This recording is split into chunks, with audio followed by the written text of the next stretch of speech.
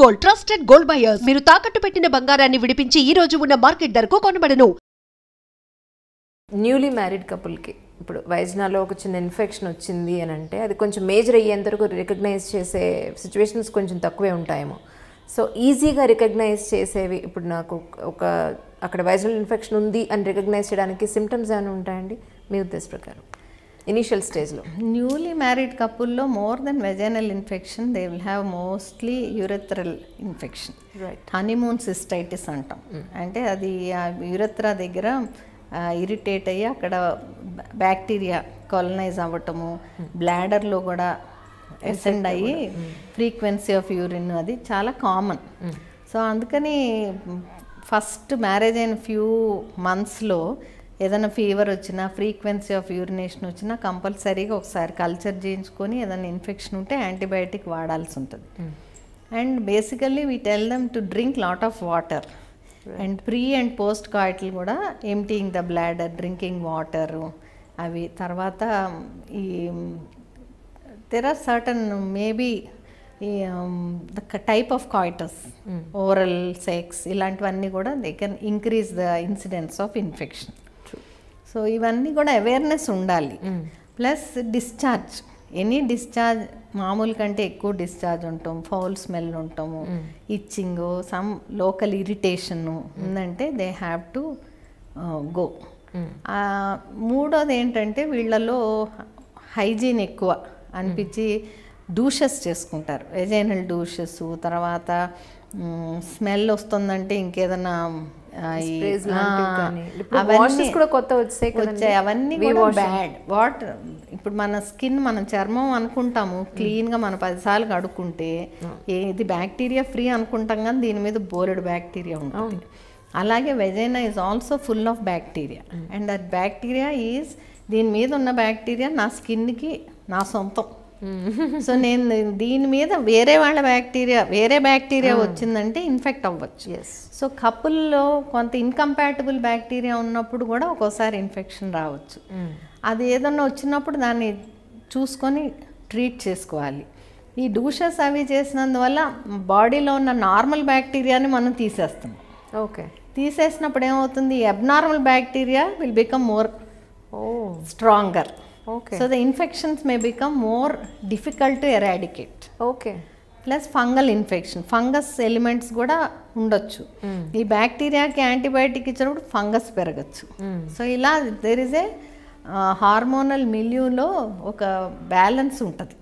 దాన్ని ఆ సమతుల్యతని మనం డిస్టర్బ్ చేసినట్లు అవుతుంది. సో అందుకని ఒకటేంటంటే కంపాటబుల్గా ఉన్నప్పుడు even emotional compatibility and physical health, rest. ఇప్పుడు మ్యారేజ్ అని ఇప్పుడు అంత హడావుడి టెన్షన్, డెస్టినేషన్ మ్యారేజ్లు, దాని తర్వాత హనీమూన్, దాని తర్వాత ఇది పరిగెత్తి చేస్తే ఏమవుతుంది, బాడీలో రెసిస్టెన్స్ తగ్గిపోతుంది హడావుడి. సో ఏదన్నా నిమ్మళంగా చేసుకోవాలన్నమాట, నింపాదిగా చేసుకోవాలి, ఆరోగ్యాన్ని పరిరక్షించుకోవాలి. అవన్నీ లేకపోతే సడన్ బ్యాలెన్స్ టిల్ట్ అవుతుంది. అది సిక్నెస్ వచ్చింది అనుకోండి, దాన్ని కొన్నాళ్ళు పట్టించుకోలేదు అనుకోండి, అది క్రానిక్ అయింది అనుకోండి, అలా పెరుగు మారిపోతుంది. సో ఏదైనా కూడా మితంగా జాగ్రత్తగా ఒక బ్యాలెన్స్ టిల్ట్ కాకుండా చేసుకోగలగాలి. వెరితలలు వేసే విధానాలు మానేయాలి, వేలం వెరిగా ఉండకూడదు. ఈ అతి శుభ్రత అన్నది కూడా మంచిది కాదు. సో అక్కడైతే ఇప్పుడు కొత్తగా వచ్చే వాషెస్ ఏమీ మంచివి కాదంటారు. కెమికల్స్ నేను చెప్పాను కదా ఇందాక, బోలెడ్ కెమికల్స్లో ఎండోక్రైన్ డిస్టర్బింగ్ కెమికల్స్ చాలా ఉంటాయి. సో మన body is our best bet. It knows what is good for us. So we have to for everything I tell 2 things. ఒకటి, listen to your body. Second, don't listen to the nature around you. మన nature తోటి ఎప్పుడు we are part of nature. మనం విడిగా వేరే ఎన్విరాన్మెంట్లో ఎప్పుడైతే వెళ్తామో అప్పుడు ప్రాబ్లమ్స్ వస్తాయి. ఇప్పుడు రాత్రిపూట మనం నిద్రపోయినప్పుడు ఏమవుతుంది, ఏదో నిద్రపోయాం అనుకుంటాం, కానీ that is the time when our body repairs it self. నిద్రలో గ్రోత్ హార్మోన్ రిలీజ్ అవుతుంది. Growth hormone is a very powerful hormone which will clean the system. నిద్రలో మెలటోనిన్ రిలీజ్ అవుతుంది. Melatonin is one of the most powerful anti oxidant. అంటే మన బాడీలో మనం అనుకుంటాము మనం గాలి పీల్చి వదిలితే ఆక్సిజన్ బాడీలోకి వెళ్తే మనకు మంచిది అని.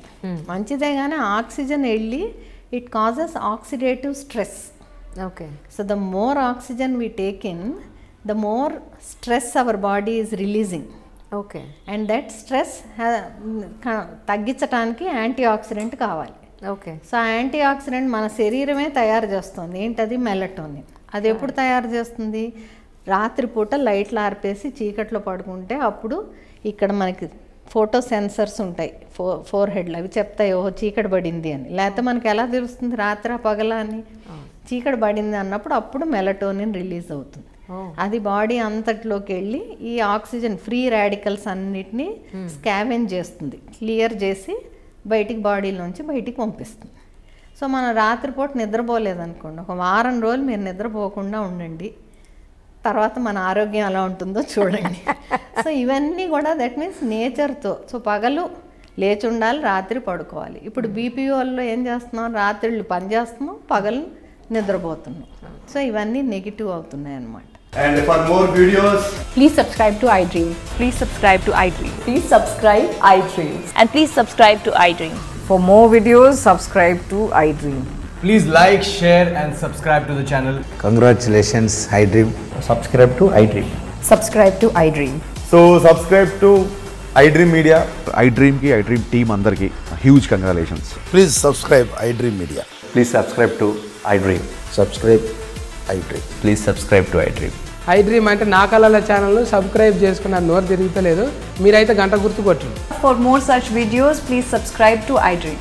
Subscribe to iDream. Please subscribe to iDream. Please subscribe iDream Media. Please do subscribe to iDream. Please subscribe to iDream Media. For best entertainment and information, please subscribe iDream. And don't forget to subscribe to iDream.